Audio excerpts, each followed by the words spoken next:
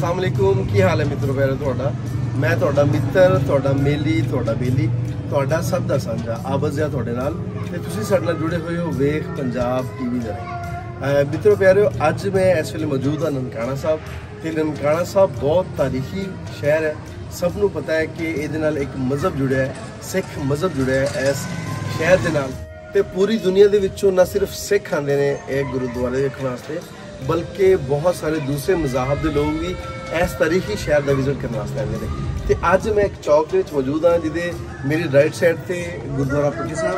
एक मैनू हवेली बहुत चंगी लगी, वह मैं जब फाटक देखा, वह दरवाज़ा देखा तो बड़ा सोहना बनया हुआ सी। जो किसी ने इस हवेली की बुनियाद रखी होनी है, इस हवेली की कंस्ट्रक्शन स्टार्ट की होनी है, तो उन्हें बड़ी रीझां के नाल इहनूं बनाया होना है और वो बड़े जज्बात इस हवेली के जुड़े होंगे। पर अज वो बंदा कितने है, अज वो यह हवेली को छड़ के जा चुका है। हो सकता है कि वो माइग्रेशन करके इतों जा चुका हो चढ़ते पंजाब दे विच, पर उसकी हवेली अज भी मौजूद है। मैं कहना वा कि इंसान जिहड़े ने, इंसान अगर आपस दे विच एक दूजे नाल मिल जुल के रहिंदे ने तो इंसान नूं उहदे किरदार तो याद किया जाता है हमेशा। उसका किरदार अगर बहुत वधिया होएगा तो लोग उन्होंने बहुत टाइम तक चंगे लफ्ज़ों नाल याद करेंगे। तो जे वो बंदा अज आके वेख लवे, हो सकता कि वो पूरा हो गया हो, रब नूं प्यारा हो गया हो, अज आके अपनी हवेली का हशर वेखे कि मेरी हवेली दे विच अज की है जी, मैं रीझां नाल बनाया सी, तो उस बंदे के दिल ते की बीतेगी। असीं वेख रहे हैं कि इस हवेली दे विच हुण कौन रह रहा है और इस हवेली दे विच कोई जी रह भी रहे हैं या इन्हूं कोई कबाड़ है या रहने के काबिल भी है कि नहीं, या बहुत खस्ता हाल हो चुकी है। असीं वेखने हैं कि अंदर कौन है। रवायती वही कुंडा लग्या हुआ है तो इनू कहने हुण तो अजकल तो डोर बैल्स आ गई ने।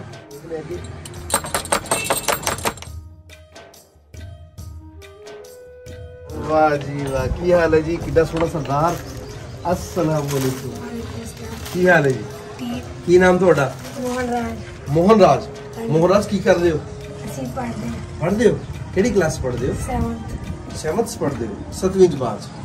ते आ जाओ, असीं इस तरह घर नूं वेख लिए, सानूं बाहरों बहुत वधिया लग्या तो इसके तरह वेख लीए, इहदी कोई वीडियो बना लीए कि पहले किवें दे घर बनते सन ते किन्नी रीझां नाल बनाया है ना किसी ने। असीं वेखने हैं कि आ पुराना ही, इत्थे भी पुराना फाटक लग्या तो इत्थे उन्होंने कोई उदा ही वो जिहड़ियां पुरानियां लकड़ वाली छतीरियां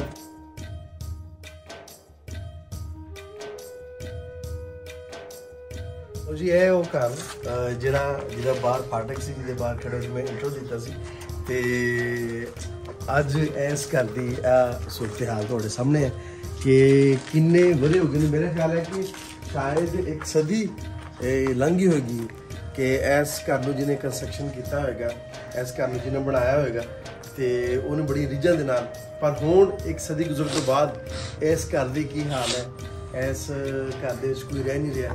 सिर्फ इतने अपना कोई कंस्ट्रक्शन का कोई काम करते हैं, वो अपना मटीरियल वगैरह इत्थे रखा हुआ है। पर इन्हां दे जिहड़े दरवाजे ने, इन्हां दे जिहड़े बार ने, वो अज भी बहुत पक्के।